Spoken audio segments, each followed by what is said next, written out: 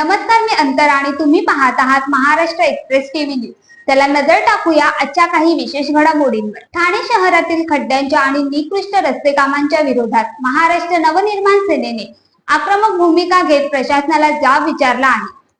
अविनाश जाधव आणि रवींद्र मोरे यांच्या नेतृत्वाखाली मनसेने ठाणे महानगरपालिका व पालकमंत्र्यांच्या कारभारावर तीव्र संताप व्यक्त केला आहे। रस्त्यावर पडलेल्या मोठ्या खड्ड्यांमुळे ठाण्यात नागरिकांचे जीव जात आहेत व अपघात होत आहेत।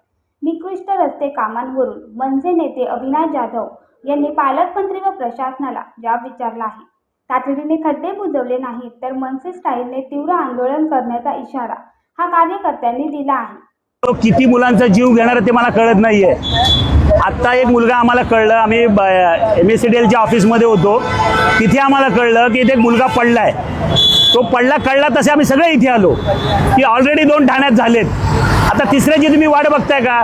तो मुलगा जर त्या साईडला पडला म्हणून वाचला, कधी ह्या साईडला पडला असतो ना तर इकडे एवढी वर्दळ नाहीये। म्हणून आम्ही इथे आलो की प्रशासनाचं लक्ष वेधावं, त्यांनी इकडे नक्की लक्ष द्यावं। हा मोठा रोड आहे, इथे लोकांची तुम्ही किती लोकांचे आणखी जीव घेणार आहात?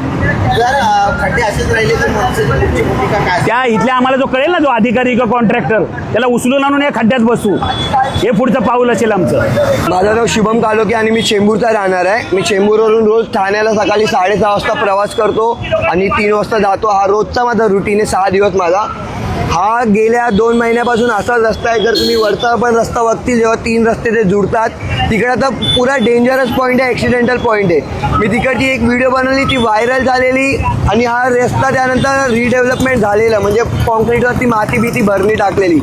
पण आपल्या देशाचा, आपल्या मुंबईचा इंजिनिअरिंग लेवल इतला थर्ड क्लास आहे की त्यांना लेवलिंग करतानाही अंदाज नाही की किती लेवलिंग व्हायला पाहिजे। त्यांची लेवलिंग हमेशा एक लेअर वरती जाते आणि 2 या 3 पाऊस पडल्यावरती परत हे असा खड्डा होतो।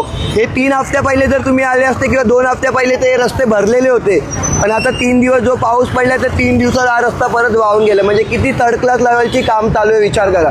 म्हणून जेव्हा पण मी या रस्त्याने येतो आणि जातो ना, मला विचार येतो की मी ज्या पोराला शिकवतोय त्यांना नक्की या देशात किंवा मुंबईमध्ये राहायसाठी प्रोत्साहित करू का काम करण्यासाठी प्रोत्साहित करू, काय करावं लागेल यासाठी की हे सर्व असे काम थांबले पाहिजेत। हे इंजिनियर, पॉलिटिशियन्स आणि जे पण लोकल गव्हर्नमेंट बॉडी आहे त्या लोकांनी सर्वांनी एकसाथ येऊन याच्यावरती काम केलं पाहिजे।